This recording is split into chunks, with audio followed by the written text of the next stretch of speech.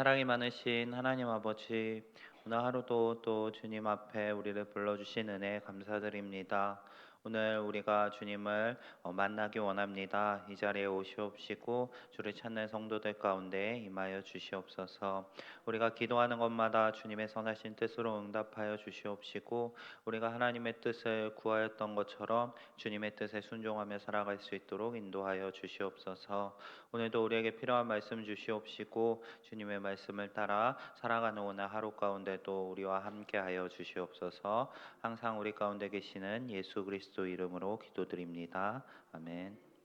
오늘 함께 보실 말씀 시편 115편 말씀입니다.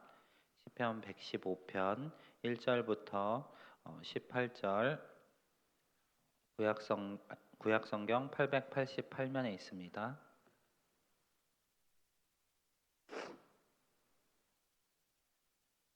시편 115편 1절부터 18절 한 절씩 교독하도록 하겠습니다.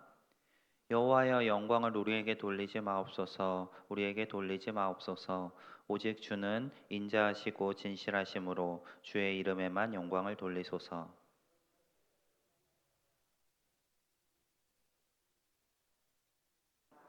오직 우리 하나님은 하늘에 계셔서 원하시는 모든 것을 행하셨나이다.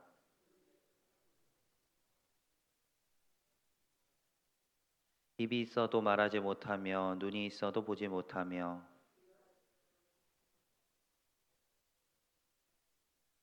손이 있어도 만지지 못하며 발이 있어도 걷지 못하며 목구멍이 있어도 작은 소리조차 내지 못하느니라.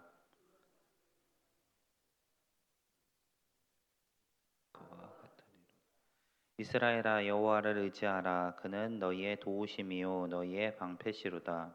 아론의 집이여 여호와를 의지하라. 그는 너희의 도우심이요 너희의 방패시로다. 여호와를 경외하는 자들아 너희는 여호와를 의지하여라. 그는 너희의 도움이시오 너희의 방패시로다. 여호와께서 우리를 생각하사 복을 주시되 이스라엘 집에도 복을 주시고 아론의 집에도 복을 주시며 높은 사람이나 낮은 사람을 막론하고 여호와를 경외하는 자들에게 복을 주시리로다. 여호와께서 너희를 곧 너희와 너희 자손을 더욱 번창하게 하시기를 원함. 너희는 천지를 지으신 여호와께 복을 받는 자로다. 하늘은 여호와의 하늘이라도 땅은 사람에게 주셨도다. 죽은 자들은 여호와를 찬양하지 못하나니 적막한 데로 내려가는 자들은 아무도 찬양하지 못하리로다. 우리는 이제부터 영원까지 여호와를 송축하리로다. 할렐루야. 아멘. 네, 방금 우리 함께 읽은 시편 안에는 우리가 일반적으로 시편을 규정하는 여러 가지 형식들이 다 드러나고 있습니다. 탄식, 권면, 찬양, 확신 등 여러 유형의 양상들이 이 시편 안에 섞여 있습니다. 우리는 이 115편을 한 가지 양상으로 규정하기는 어렵습니다. 이 오늘 함께 읽은 시편 115편은 우리 어제 함께 살펴보았던 114편과 마찬가지로 그 시를 기록한 역사적 배경을 추측할 만한 확실한 요소가 본문 안에 등장하지 않습니다. 어떤 학자들은 포로기 이전이라고 말하고 어떤 학자들은 포로기 이후라고 말합니다. 이렇게 갈리는 근거는 본문 안에 언급되어 있는 우상 숭배에 대한 경고 그리고 2절 말씀에 등장하는 그들의 하나님이 이제 어디 있느냐라는 세상 사람들의 조롱을 들 수 있습니다. 하지만 이 우상 숭배에 대한 경고가 어느 시기에나 필요하다는 점과 또 세상의 조롱이 어느 시기에나 있었다는 점으로 볼 때 시기를 단정하기는 어렵습니다. 다만 이 시를 쓸 때의 상황이 세상이 이스라엘을 향해서 너희의 하나님이 어디에 있느냐라고 조롱할 만한 상황, 즉 여호와의 적극적인 개입이 필요한 상황이라는 점은 우리가 살펴볼 수 있습니다. 오늘 본문을 통해서 이 점을 중심으로 생각해 보려고 합니다. 왜 세상은 여호와를 향해서 그리고 이스라엘 백성들을 향해서 그들의 하나님이 어디 있냐라는 조롱을 하고 있을까라는 주제로 한번 살펴보려고 합니다. 먼저 그 이유를 시편 저자는 1절에서 드러내고 있습니다. 1절에서 여호와의 영광을 우리에게 돌리지 마옵소서 하고 시편 저자는 간구합니다. 이스라엘이 하나님이 아니라 스스로에게 영광을 돌리는 모습들이 있기 때문일 것입니다. 하나님의 백성이라고 말하는 이스라엘 백성들은 하나님의 전적인 은혜로 그들이 지금 살고 있는 가나안 땅으로 정착하였습니다. 그들이 나올 때의 모습을 보면은 그들이 이 땅을 정복할 만한 어떠한 조건도 갖추지 못한 상태였습니다. 하지만 우리가 성경을 통해 알 수 있듯이 하나님께서 그들의 인생에 적극적으로 개입하시면서 오직 하나님의 능력과 은혜로서 이 이스라엘 민족을 가나안 땅으로 인도하시고 그곳을 차지하게 하시며 그곳에서 살아갈 수 있도록 은혜를 베풀어 주셨습니다. 그런데 열왕기서를 보면 알 수 있듯이 이스라엘 백성들은 이제 하나님의 은혜를 잊어버리는 모습들을 보여줍니다. 그들이 마치 그것들을 당연히 누려도 됐던 것 마냥 자신이 태어나면서 이미 그들에게 주어져 있었기 때문에 너무나 익숙하고 당연하게 그것들을 생각합니다. 그리고 여호와가 아닌 다른 것들을 의지하는 모습을 보여줍니다. 우상을 숭배하며 제단들을 만들며 그 가나안 땅의 백성들이 섬기던 것들을 자신들의 신으로 만들어 섬기기 시작하는 것입니다. 이스라엘 백성들이 하나님의 은혜를 잊고 마치 스스로 이룬 것처럼 자신들에게 영광을 돌리는 모습, 이러한 모습이 세상 백성들이 이스라엘 백성들을 향해 너희의 하나님이 이제 어디 있냐라는 조롱을 하게 만드는 것입니다. 우리의 모습을 돌아보았으면 좋겠습니다. 우리 역시 이러한 모습들이 분명히 있을 것입니다. 하나님께서 우리의 인생도 이스라엘 백성을 이끄셨던 것처럼 전적으로 인도하고 계십니다. 우리 스스로 행할 수 없었던 것들도 은혜로 허락하시며 우리의 삶을 주님께서 생각하시는 가장 좋은 길로 인도하고 계십니다. 하지만 우리 역시 때때로 이것들이 당연히 우리가 누려야 할 것이라고 여길 때가 있지는 않으신가요? 하나님께서 우리에게 은혜로 베풀어 주시는 그 모든 것들이 마치 우리 스스로 이룬 것 마냥 우리가 마땅히 누려야 할 것 마냥 생각된다면 우리의 모습들을 돌아보시기 원합니다. 하나님께서 우리에게 주시지 않은 것이 아무것도 없습니다. 이스라엘 백성들이 자신들이 누리던 것들에 취해서 스스로에게 영광을 돌리는 모습을 오늘 시편의 저자는 지적하고 있습니다. 우리 가운데 이러한 모습이 있다면 그것들을 제하여 버리고 오직 하나님께 영광을 돌리고 주의 은혜 안에 거하시는 우리 성도님들이 되시기를 바랍니다. 두 번째는 중반부에 등장하고 있는 우상 숭배에 대한 경고를 들 수 있습니다.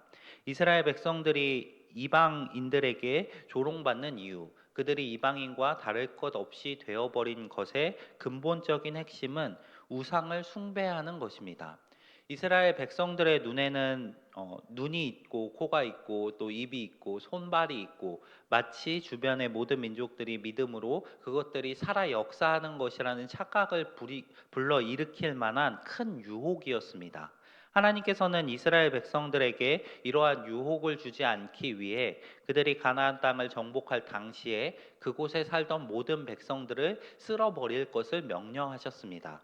하지만 그들은 그 일을 온전히 행하지 못하였고 그 우상들을 삶에 굉장히 가까운 곳에서 직면하게 되었습니다. 이스라엘 백성들은 그것들에 넘어갔습니다.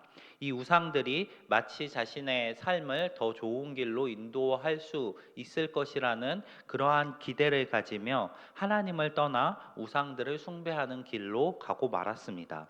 이 우상들은 눈이 있고 코가 있고 입이 있어도 보지 못하고 냄새 맡지 못하며 또 말하지 못한다고 시편 저자는 분명하게 지적하고 있습니다. 오히려 하나님께서는 우리의 눈에 이러한 것들을 보여주지 않으시지만 하나님께서는 살아계셔서 하늘에 계셔서 그 원하시는 모든 것을 이루시는 분이라고 이야기합니다. 시편 저자는 이 하나님과 살아계셔서 모든 것을 이루시지만 우리의 눈에 직접적으로 보이지 않으시는 하나님과 눈에는 보이지만 결국 사람이 만든 것으로 아무것도 행하지 못하는 우상을 대조시킵니다. 그리고 이스라엘 백성들을 향해 오직 하나님만을 의지할 것을 권고합니다. 이스라엘의 도움이 되시고 방패 되시는 하나님만을 의지하라고 말합니다. 이스라엘 백성들이 그렇게 하나님만을 의지하고 나아갔을 때 하나님께서 그들에게 복을 베푸실 것이기 때문입니다. 이스라엘 백성들은 세상과 구별된 사람들입니다. 세상은 눈에 보이고 당장 좋아 보이는 것들을 쫓아 나아가지만 이스라엘 백성들은 하나님을 믿고 따르는 존재들이었습니다. 그들은 눈에 보이지는 않지만 살아 역사하시는 하나님을 믿고 따르며 그 하나님을 자신의 도움이고 방패로 의지하며 그들에게 복 주실 하나님을 기대하며 살아가는 사람들이었습니다. 시편 저자는 오늘 본문의 저자는 마지막 부분에서 이러한 세상 사람들과 그 이스라엘 백성들의 모습을 이렇게 대조하고 있습니다.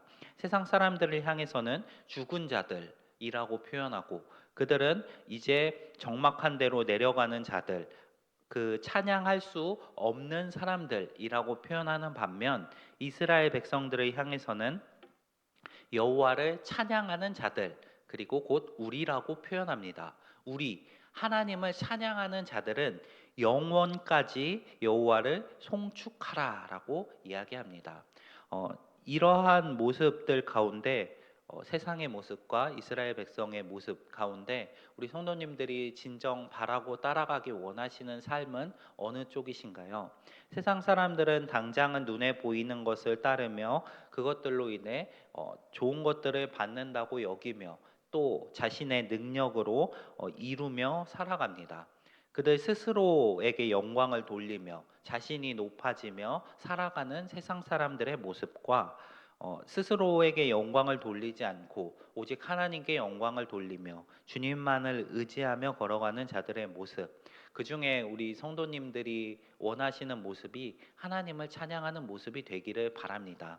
비록 스스로 높아지지 못하고 오직 하나님께만 영광을 돌릴지라도 하나님께서 그 영광을 받아 마땅한 분이시며 또한 우리의 삶 가운데 수많은 복을 허락하시며 인도하신다는 사실을 기억하시고 또 우리가 그 길을 걸어갔을 때 이제 영원토록 우리는 주님을 찬양하는 삶을 살아갈 것이라는 것을 기억하고 기대하는 마음으로 주님만을 의지하시고 주님만 찬양하며 살아가시는 우리 성도님들의 삶이 되시기를 바랍니다. 오늘 하루의 삶 가운데도 주님을 의지하시며 세상의 기준이 아니라 하나님의 기준인 주님의 말씀을 의지하고 살아가시는 우리 성도님들이 되시기를 바랍니다. 오늘 말씀 기억하면서 우리 함께 기도하겠습니다. 먼저 두 가정 위해서 기도하겠습니다. 홍수정 지휘자님 가정, 자녀 예찬 형제 원하는 대학 입학, 그리고 예준 형제의 학교 생활 성실히 감당할 수 있도록, 또 부모님의 가족 모두 건강하게 믿음 생활하실 수 있도록 호산나 찬양대 부흥할 수 있도록 기도해 주시기 바랍니다. 이어서 김용석 집사님 가정, 아버님 처가 식구들의 구원, 하나님 말씀 안에서 가족의 믿음 성장과 건강 생업 축복 위해서 기도해 주시기 바랍니다. 이어서 각자 가지고 나오신 기도 제목들 가지고 또 교회와 교회 사역들 위해 속하신 목장과 전도회 위해서 함께 기도하며 나아가겠습니다. 기도하겠습니다.